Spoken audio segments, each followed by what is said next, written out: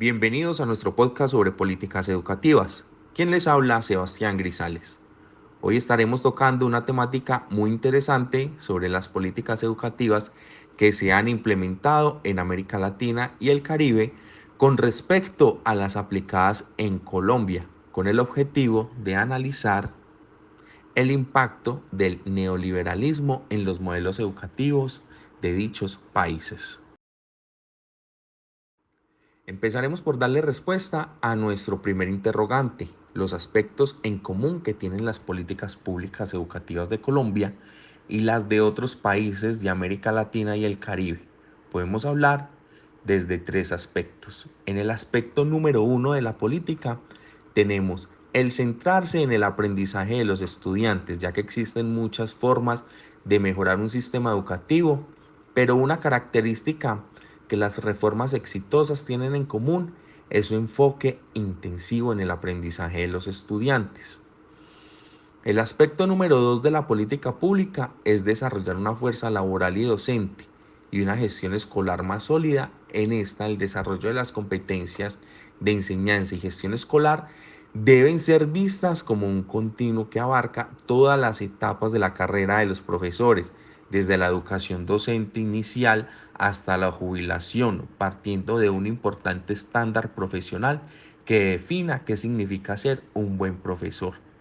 El aspecto número 3 de la política es mejorar las escuelas para que los estudiantes tengan igualdad de oportunidades de aprendizaje. En ello quiere decir que es mejorar el acceso a la educación para los estudiantes menos favorecidos y mejorar la calidad de la educación que reciben, ya que será esencial para los esfuerzos nacionales que se concentren en cerrar las brechas en términos de matrículas y retenciones. Apreciados oyentes, continuamos con el impacto que ha tenido el neoliberalismo en los modelos educativos de los países más representativos de América Latina y el Caribe. El neoliberalismo no es un simple modelo de desarrollo, sino una ideología que tiene como objetivo modificar los patrones de pensamiento, la manera de percibir los problemas y el afán por polarizar el mundo social entre los que están a favor del progreso o los que se oponen. Por lo tanto, el conjunto de ideas que se promueven en intereses específicos y satanizan todo lo que no convive con ellos. Es así como su poder no solo se manifiesta en la manipulación de las políticas públicas o los principios educativos, sino que aspiran a incluir en el tejido cultural de las sociedades contemporáneas. Según el neoliberalismo, deberían asegurar la mejor calidad de enseñanza mediante la competencia con diversas instituciones docentes, estatales y privadas. Las políticas neoliberales le han dado una enorme fuerza de gestión y de control a la burocracia educativa, que con el argumento de mantener la calidad en la educación se ha convertido en el factor real de poder en el interior de los centros escolares, no solo con su control sobre el presupuesto, sino por ser intermediario entre la comunidad y los órganos evaluadores externos, que define en buena medida el nivel de recursos que reciben para llevar a cabo sus labores sustantivas. El impacto en la educación es estructural, no coyuntural. La educación actualmente se encuentra en un proceso de mercantilización debido a la implementación de políticas neoliberales. La educación se convirtió en una mercancía sujeta a las fuerzas del mercado. Continuaremos en nuestro podcast hablando de las diferencias que hay entre los modelos educativos de los países que no han acogido las políticas neoliberales y aquellos que sí lo han hecho. El modelo neoliberal es el modelo dominador en el mundo actual. Enfatiza el sector privado sobre el sector público, el individualismo sobre el colectivismo y el mercado sobre el Estado. Este es el modelo que se ha utilizado en las últimas décadas en la mayoría de los países del mundo. Los principales beneficios de utilizar un modelo educativo no neoliberal son temas democráticos, participativos e igualitarios, que el modelo neoliberal, además, la educación democrática significa que los estudiantes son los principales interesados en el sistema educativo y tienen voz en la forma que se administra esta educación.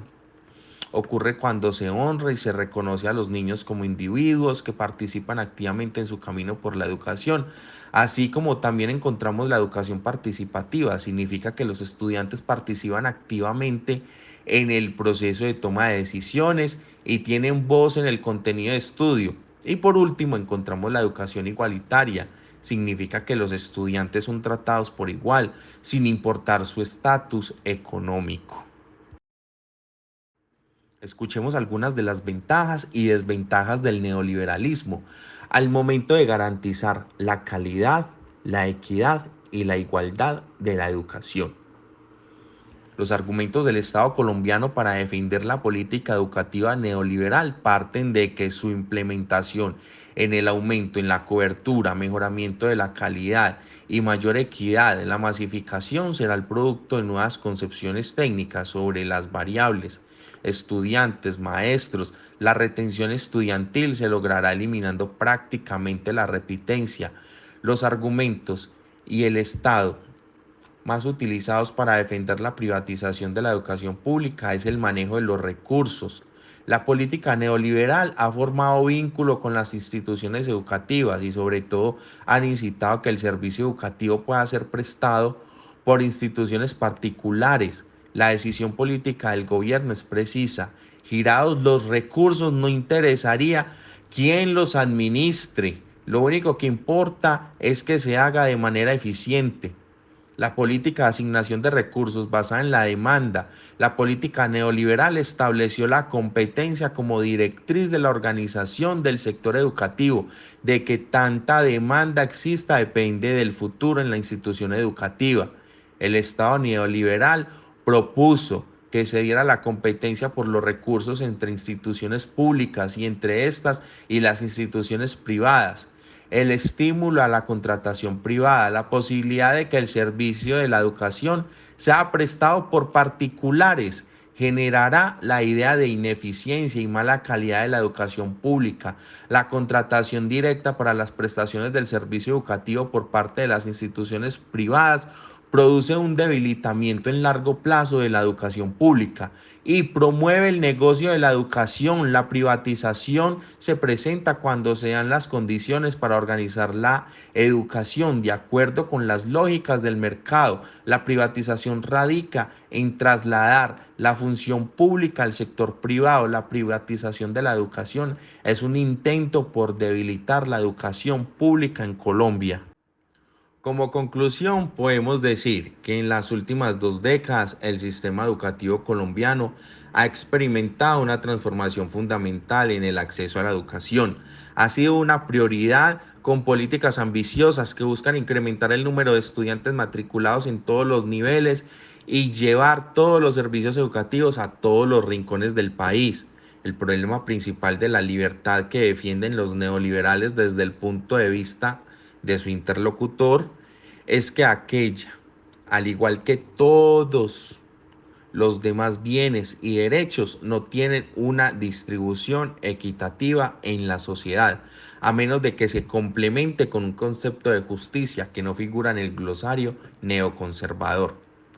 La consecuencia concreta de tales prácticas y en la mayoría de los países en las que penetraron es el aumento de la desigualdad. La profundización en estos procesos fragiliza y deslegitima gradualmente la democracia, reduciendo cada vez más las opciones y esperanzas de muchos y aumentando el número de los que ven la violencia individual como su única alternativa. Así cerramos nuestro podcast. Esperamos seguir en contacto en los próximos días.